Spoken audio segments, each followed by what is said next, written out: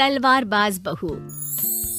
बचपन का शौक समझ निक्की के घर वाले उसका एडमिशन फेंसिंग कोचिंग में करा तो देते हैं, पर कुछ सालों बाद वही शौक जब उसका जुनून और सपना बन जाता है तो सब उसके खिलाफ हो जाते हैं। और लड़की के हाथ में तलवार दो ना, अब मैडम तलवारबाज बनना चाहती है। बच्ची का शौक समझ दाखिला करवा दिया, क्या पता था ये सब देखना पड़ेगा।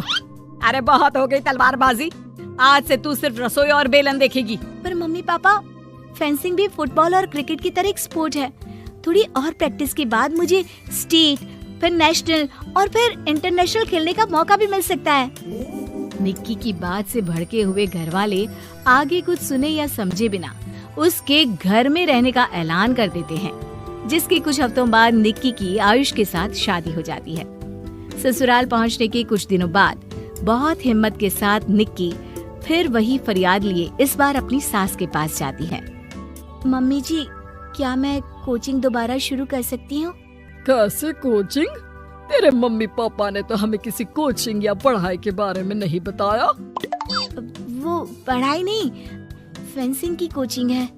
अरे देख, अपने अंग्रेजी के बड़े बड़े शब्द ना मुझसे ना बोला कर, सीधे सीधे बता कि ये फेंसिंग है क्या। मम्मी पापा के साथ अपने एक्सपीरियंस के बाद निक्की कोई रिस्क ना लेते हुए सास से झूठ बोल मंजूरी ले लेती है और इसी के साथ निक्की के सपनों की दुनिया शुरू हो जाती है, जिसमें अब वो सुबह उठ जल्दी जल्दी घर का सारा काम खत्म करके ज्यादा से ज्यादा समय अपनी फेंसिंग प्रैक्टिस में बिताने लगती है। इसी तरह महीने बीत जाते हैं। वाओ, आई कांट बिलीव, जो सपना एक बार नामुमकिन लग रहा था, आज मैं उससे सिर्फ 2 हफ्ते दूर हूँ। निक्की, तुम बहुत अच्छा कर रही हो, बस अपने फॉर्म को खराब मत होने देना और नेशनल्स का मेडल तुम्हारे गले में आना पक्का है। इस बात को सुनकर निक्की नेशनल गेम की खुशी में झूमती हुई जैसे ही उस शाम घर पहुंचती है तो आयुष को पैर में प्लास्टर के साथ सोफे पर बैठा देख परेशान हो जाती है। ये क्या, कैसे हुआ? किसी ने मुझे फोन क्यों नहीं किया? ऑफिस से आते हुए रास्ते में किसी ने टक्कर मार दी, इसलिए बहू कल से इसके ठीक होने तक तो कोचिंग से छुट्टी ले ले, डॉक्टर ने पूरा बेड रेस्ट बोला है। पति की हालत और सास की बात से हैरान परेशान निक्की आगे कुछ बोले बिना अपने कमरे में चली जाती है। अब मैं क्या करूंगी? दोनों तरफ मेरी जिम्मेदारी है, अगर एक भी पूरी नहीं की तो लाइफ में दोबारा सुकून की सांस नहीं ले पाऊंगी। सच बता दूं क्या? नहीं, अगर इन्होंने भी घर में कैद कर लिया तो बचा कुचा मौका भी खो दूंगी। भगवान, आपने मुझे कहाँ फंसा दिया? मन ही मन ये सब सोचते हुए निक्की घर के काम और पति की सेवा में लग जाती है। इसी तरह 1 हफ्ता बीत जाता है। बहुत सोचने के बाद भी जब कोई दूसरा रास्ता नहीं दिखता तो निक्की सबको फेंसिंग की सच्चाई बताने का फैसला करती है और सास और पति के पास आती है। मम्मी, आयुष, मुझे आप दोनों से एक बात करनी है। तुम्हें भी मम्मी की तरह गैस हो गई है क्या? तू भी बूढ़ी औरत की मजाक उड़ा ले। एक दिन जब तेरे बच्चे तेरा मजाक उड़ाएंगे ना तो मैं भी उनके साथ बैठकर हंसूंगी। घर का ये हंसता खेलता माहौल देखकर निक्की आगे कुछ बोल ही नहीं पाती। तभी गोलियां चलने की आवाज सुनकर सब डर जाते हैं और कुछ आतंकवादी घर में घुसकर सबको बाहर निकाल देते हैं, जहां उनके एरिया के बाकी सब लोग भी इकट्ठा होते हैं। ये किसी भी तरह के होशियारी नहीं करेगा, हमें बस कुछ समय के लिए चुप होने की जगह चाहिए, इसलिए अगर तमीज में रहोगे तो जिंदा बच जाओगे, और अगर मरने का ज्यादा मन हो तो अपना सीआईडी वाला दिमाग चला सकते हो। डर की वजह से कोई इसके आगे कुछ नहीं बोलता।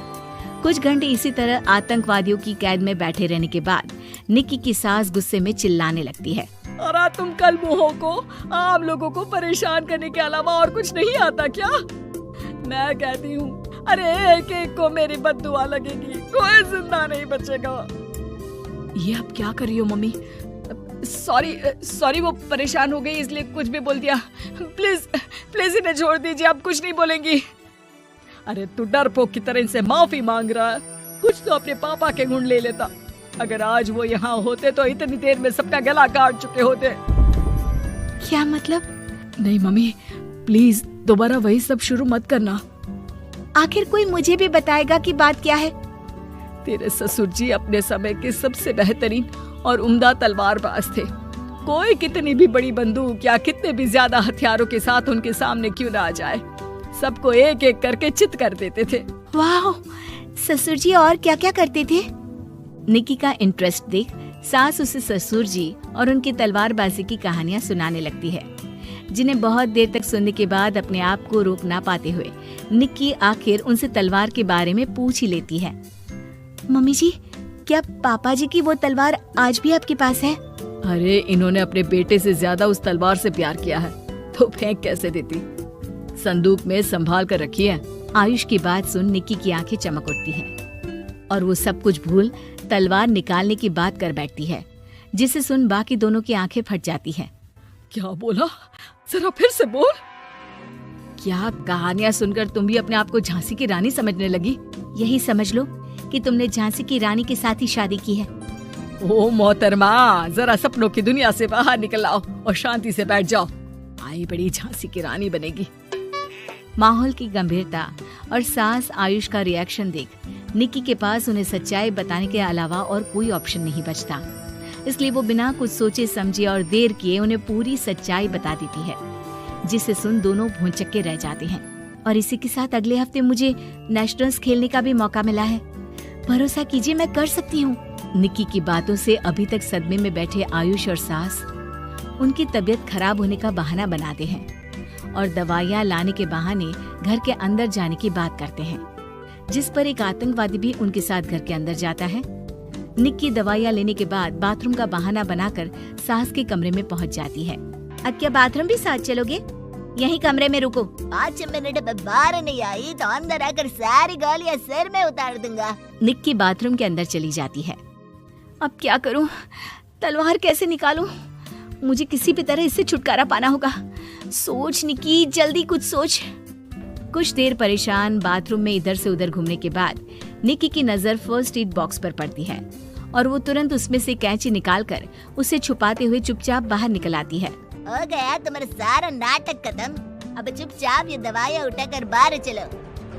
ऐसा बोलकर जैसे ही आतंकवादी मुड़ता है, निक्की तुरंत उसकी गर्दन पर कैंची से वार कर देती है और उसकी बंदूक हाथ में लिए संदूक से तलवार निकालने लगती है, जिसकी कुछ देर बाद वो घर के पीछे वाली खिड़की से बाहर निकलकर छुपकर एक एक करके सब आतंकवादियों पर वार करके उन्हें घायल कर देती है।